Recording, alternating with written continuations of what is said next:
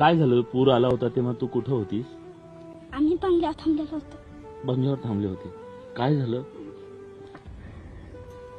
का रडतेस तू? सांग ना, का रडतेस तू? भीती वाटते. भीती वाटते? कशाची?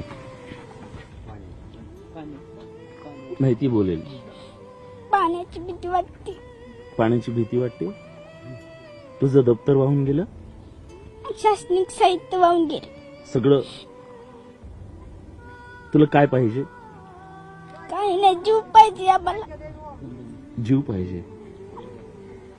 वडील वडील आहेत. आहेत ना? जीव वाचवण्यासाठी आम्ही बंगल्यावर थांबलेलो होतो. तेव्हा सगळं पाणी आमच्या घरात गेलो होतं. हा. आम्हाला समजत नव्हतं काय करावं हे. आम्हाला वाटायचं की आम्ही मरून जाईल. नाही बाळा, तसं नाही. आले ना सगळे? सगळे आहेत ना आता सगळे? तू रडू नको, रडू नको.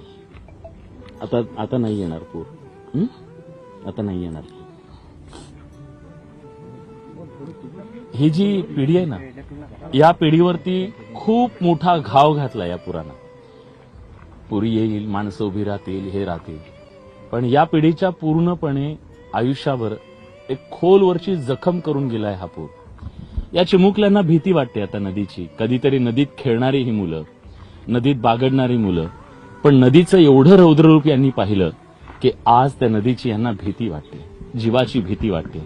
कारण तो प्रसंग यांनी गुजरला जेव्हा हीच नदी काळ बनून या सगळ्यांवरती आलेली होती आणि या नदीनं आज इथल्या माणसांच्या आयुष्यात कधीही विसरता येणार नाहीत असे अश्रू दिलेले आहेत.